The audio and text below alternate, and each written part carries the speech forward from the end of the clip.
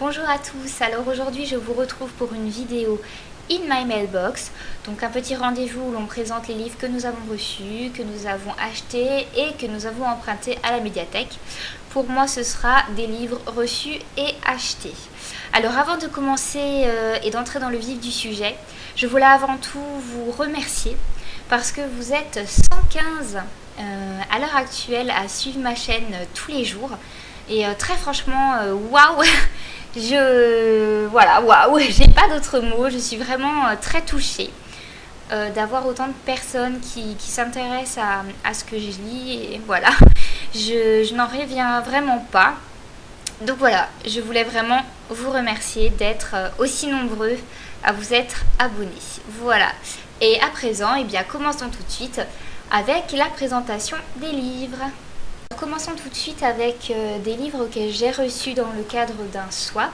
Alors c'est le premier auquel je participe, ça fait un petit moment que j'avais envie de participer à un swap, mais j'attendais de tomber sur un qui m'intéresse vraiment. Et donc mon choix s'est posé sur le swap So British organisé par Evie du blog L'Odyssée littéraire d'Evie que je remercie, et donc sur Livre Addict. Alors, j'avoue que je suis une grosse trouillarde, j'avais un petit peu peur de ne pas connaître la personne avec qui j'allais échanger. Du coup, j'ai pris les devants et j'ai proposé à Mélie du Bazar de la littérature de faire ce swap avec moi. J'avais déjà échangé quelques mots avec elle parce que j'avais eu l'occasion de gagner un livre sur son blog. Donc c'est son rendez-vous 15 littéraire, il me semble, voilà, où on peut parfois gagner de super lots. Je vous conseille d'aller y jeter un œil. Voilà, donc elle a accepté avec plaisir et donc je vais vous présenter les 4 livres qui constituaient le colis qu'elle m'a envoyé. Donc il y a eu d'autres choses, des goodies, des surprises, de la gourmandise, voilà. Si jamais vous voulez voir l'intégrale du colis, n'hésitez pas à aller sur la page Facebook de mon blog. J'ai fait un petit album avec les photos, mais là je vais rester vraiment dans le cadre du In My Mailbox et je vais simplement vous montrer les livres. Alors pour commencer, elle a pioché dans ma wishlist et elle m'a pris 1984 de George Orwell. Voilà. Pourquoi je l'avais mis dans ma wishlist? Et bien, quand j'étais au collège, j'ai dû lire La ferme des animaux de cet auteur et j'avais pas du tout aimé. Ça a été vraiment une corvée de lire et je l'ai lu jusqu'au bout parce qu'il le fallait, parce que c'était pour les cours, qu'il y avait une interro, mais j'avais vraiment pas du tout aimé. Et finalement, j'aime pas rester sur cette note négative avec cet auteur, qui est quand même un auteur classique. Et du coup, j'avais envie de le revoir, de le lire, de le découvrir dans un autre style. Et donc, mon choix s'est porté sur 1984. Bon, j'avoue que je me dis que j'étais peut-être un peu trop jeune pour comprendre parce que... Alors, si je ne me trompe pas, je pense que c'est sur la chaîne de Anouchka. Elle avait fait une chronique sur la ferme des animaux, justement. Et en fait, elle m'avait presque donné envie de le relire. Et j'ai l'impression que quand je l'avais lu, j'avais vraiment lu le livre au premier degré et j'étais passée à côté de plein de trucs. Je pense que c'est la jeunesse, tout simplement. Mais d'un autre côté, je reste un peu sur mes gardes avec cette petite appréhension parce que je n'avais pas aimé une première fois. Donc du coup, je préfère redécouvrir cet auteur avec quelque chose de différent. Donc voilà, 1984, grâce à Mélie, ce sera bientôt chose faite. Alors le deuxième roman qu'elle a choisi, alors là sans surprise, merci Mélie, en tout cas ça m'a fait très plaisir. Alors il s'agit de Jane Eyre de Charlotte Brontë. Donc le premier c'était dans la collection Folio, donc ça c'est Gallimard. Et là j'ai le livre de poche. Alors sans surprise parce que Mélie est une grande lectrice de Jane Austen, des sœurs Brontë, donc je me suis dit ça va tomber sur l'un ou l'autre. Voilà, c'est tombé sur Charlotte Brontë. Je suis très contente parce que y a tellement d'avis positifs envers ces auteurs anglaises et moi je les connais pas du tout, j'ai pas lu. Alors je me suis acheté Orgueil et préjugés de Jane Austen, mais je l'ai pas encore lu. Voilà. Et voilà, maintenant j'ai aussi Charlotte Brontë, donc Jane Eyre, et j'ai vraiment hâte de le lire, même s'il fait très peur parce qu'il est très gros et il écrit tout petit. Voilà. Donc ensuite, Mélie m'a pris 2 livres en VO et je trouve qu'elle a super bien choisi. Alors je lui avais expliqué que j'avais pas un super niveau en anglais. Mais pour qu'elle puisse le situer, je lui avais expliqué que j'avais lu les 2 derniers tomes de la saga Harry Potter en anglais parce que j'étais une grande fan et que je ne pouvais pas attendre la traduction française. Donc j'ai acheté dès la sortie donc le tome 6 et le tome 7 en anglais. Et après, je les ai lus forcément en VO. Je me suis rendu compte que j'avais compris quand même beaucoup de choses. Ouf! Et voilà, du coup, elle m'a pris... Hop! Harry Potter and the Philosopher's Stone. Alors autant j'adore lire et écouter, autant je trouve que j'ai un accent pourri et j'ai horreur de parler à voix haute en anglais. Voilà, mais je vous l'ai fait quand même. Donc le tome 1, pour ceux qui connaissent pas, mais bon, à mon avis, c'était pas possible. Voilà, c'est dit. Je suis très contente qu'elle me l'ait pris en fait. Alors c'est vrai qu'il n'est pas dans la même édition que mon tome 6 et mon tome 7, mais finalement c'est pas si dramatique que ça parce que de toute façon des Harry Potter j'en ai 40 000 et ça me prend toute une étagère de bibliothèque. Alors j'ai les premiers tomes en poche, j'ai les derniers tomes en grand format, j'ai l'intégrale de la série dans l'édition Deluxe que j'avais offert à mon chéri parce que je la trouvais trop belle et lui aussi. Voilà, j'ai mes 2 derniers tomes 6 et 7 en anglais, maintenant j'ai le tome 1, tout va bien. Mais je suis une grande fan d'Harry Potter, donc je le prends avec plaisir, voilà, merci Mélie. Et pour finir, mais enfin c'était déjà énorme, elle m'a pris aussi en VO Rose de Holyweb. Alors ce roman, j'en ai un petit peu entendu parler, je l'avais acheté à la médiathèque pour le secteur jeunesse. Et en plus je me tâtais à lire et puis finalement là ce sera l'occasion en plus de le lire en version originale. Je suis assez contente de son choix parce que ça a l'air d'être un roman très jeunesse, donc a priori il ne devrait pas y avoir trop de difficultés pour le lire. Je pense que comme Harry Potter ça doit être assez facile et assez abordable. Voilà, donc encore une fois je voulais dire un grand merci à Amélie pour avoir accepté de participer à ce swap avec moi. Un grand merci pour son colis qui m'a fait super plaisir et voilà, je pense que je retenterai avec plaisir l'expérience des swaps quand j'en aurai l'occasion, quand un swap organisé me tapera dans l'œil, voilà. Ensuite, je vais vous présenter 2 romans que je me suis gracieusement offerts, voilà. À vrai dire, j'en avais commandé, donc c'était par internet en cet achat, ça m'arrive assez souvent d'acheter par internet. J'en avais commandé 3, mais il n'y en a que 2 qui sont arrivés. Ah, ça m'énerve, non. Celui qui n'est pas arrivé, alors en fait... J'aime beaucoup Agatha Christie et j'aimerais bien avoir la collection de ses romans.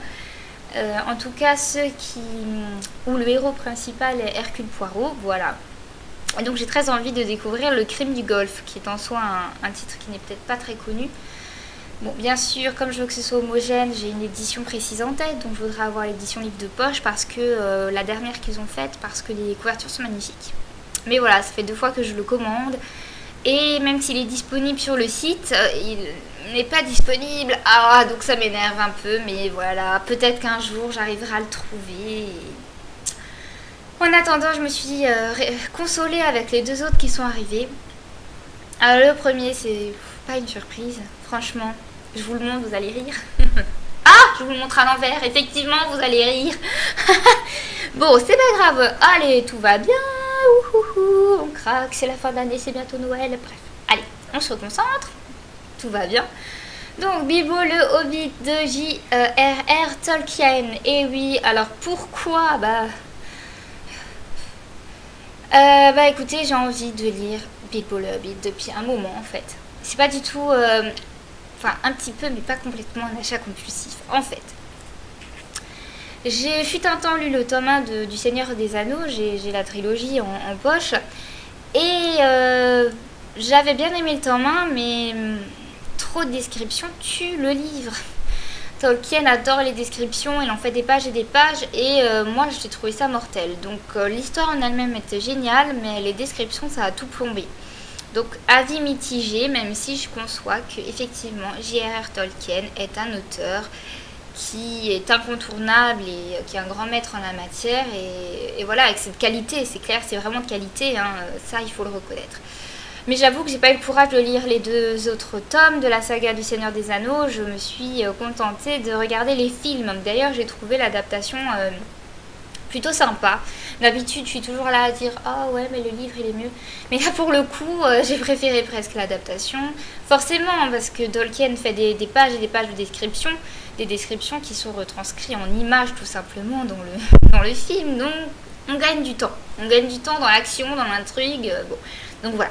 Bref, ça c'était la petite parenthèse cinéma. Voilà. Donc voilà, je disais, ça faisait un moment que j'avais envie de lire Bilbo le Hobbit parce qu'il paraît que c'est quand même un peu plus jeunesse, même si j'ai vu des avis, puisque tout le monde a acheté cette édition qui est quand même magnifique, il faut le dire, et certains ont déjà dit que c'était aussi lourd et descriptif que Le Seigneur des Anneaux. Mais j'ai quand même envie, je suis une grande courageuse et je vais le lire. Voilà, parce que de toute façon je l'ai acheté pour le lire.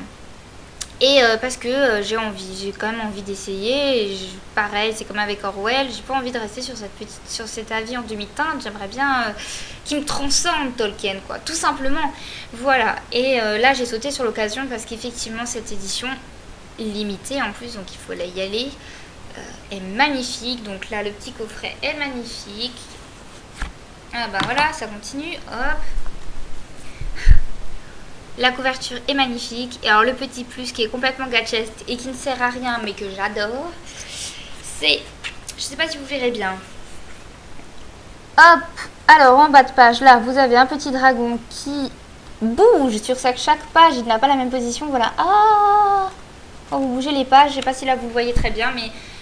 voilà, vous faites défiler les pages tout vite et le dragon il vole, il bat des ailes et il crache du feu. Donc comme dit, ça ne sert à rien, mais c'est ce qui fait toute la différence et qui fait qu'on a envie d'avoir ce livre. Donc bien joué l'éditeur, le livre de poche, ça marche, on voulait tous l'avoir. Non voilà, je suis très contente de l'avoir, soit dit en passant. Non mais je rigole, mais je suis super contente de l'avoir et j'ai vraiment hâte de le lire. Alors j'ai pas vu le film là qui vient de sortir. Je sais pas si j'irai le voir au cinéma, si je le verrai plus tard. Je suis pas très cinéma, donc... Enfin, cinéma. J'aime bien regarder c'est con, mais j'adore regarder les films dans mon salon. Voilà, donc je ne sais pas, on verra, mais... j'ai hâte de lire, en tout cas. J'ai vraiment hâte de lire. J'y crois. Il va me plaire celui-là plus que le Seigneur des Anneaux. Croyez-y avec moi. Voilà, ouh, il y a du gros craquage, c'est pas grave. Alors, le deuxième livre que j'ai acheté... Hop, alors là je vais passer vite parce que ça ne vous intéressera peut-être pas plus que ça. Je me suis pris l'encyclopédie du merveilleux du bestiaire fantastique de Édouard Braset parce que j'aime beaucoup tout ce qui est mythes et légendes. J'aime beaucoup les personnages fantastiques, les animaux fantastiques, les lieux fantastiques, voilà. Et on a un livre de Édouard Braset à la médiathèque que j'adore, il emprunte toutes les 5 minutes. Enfin, j'exagère mais que j'ai souvent chez moi, qui est en 3 parties. Donc les personnages, les lieux, si je ne me trompe pas, les lieux, les animaux. Mais donc c'est l'édition Pré au Clair, je ne l'ai pas dit. Et donc le livre de la médiathèque aussi. Et en fait il est indisponible, il est épuisé, on ne peut plus l'acheter. Et du coup j'étais déçue, vraiment déçue. Je me suis dit est-ce que je le vole à la médiathèque? Non ça va pas, je bosse là-bas, ça va pas le faire. Bon bref, ça ne va plus, hein, ça ne va vraiment plus. Bref, du coup... j'ai vu qu'en fait, il l'avait aussi publié en 3... Enfin, il présente ça un petit peu comme si c'était des inédits, mais en fait, je me suis rendu compte que, par contre, qui était disponible, c'était 3 livres, et en fait, qui correspondent aux 3 parties, donc distinctes. Voilà, et donc du coup, moi, j'ai pris le livre qui correspond à la deuxième partie du documentaire qu'on a à la médiathèque, si vous suivez toujours ce que je raconte, et qui parle donc uniquement des animaux. Voilà, parce que c'est la partie que je préfère, parce que c'est pas donné quand même si c'est un livre magnifique, donc le prix est tout à fait justifié, mais voilà, j'en ai pris une au pif, hein, mais ça, voilà, ça transparaît dans tout le livre comme ça. Donc voilà, je suis super contente de l'avoir, peut-être que j'aurai les 2 autres parties un jour, mais bon, pour l'instant je vais me contenter de celle-là, parce que c'est la partie que j'aimais le plus dans le documentaire qu'on a à la médiathèque, mais voilà. Alors, pour la suite, j'ai également eu la chance de gagner un concours. Alors, c'est Philippa du blog Dancing Through Life qui l'a organisé. Alors, elle a eu la chance de pouvoir être présente au Salon du Livre de Montreuil. Elle a pu en plus être conseillère ou représentante, je ne sais pas trop, je ne sais plus comment ils appelaient ça, mais bref, en fait, sur le...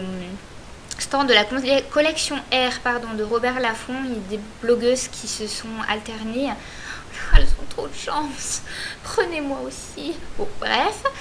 Et voilà, et donc elle faisait partie des représentantes donc, qui étaient présentes donc, sur le stand de la collection R de l'édition Robert Laffont au Salon de Montreuil, je vais y arriver.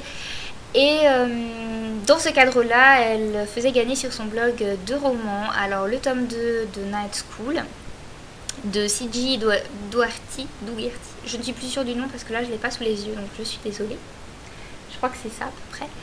Et le tome 1 Phoenix, donc Les cendres de l'oubli de Karina Rosenfeld. Et donc j'ai participé à son concours pour les deux en fait. Et j'ai gagné l'un des deux. Donc Philippa, je lui ai demandé de me laisser la surprise. Et donc j'ai eu la surprise de voir dans ma boîte aux lettres Les cendres de l'oubli, le tome 1 Phoenix de Karina Rosenfeld. Et alors la surprise encore plus énorme que j'ai eue. Alors à l'intérieur, il y avait un gentil petit mot de Philippa,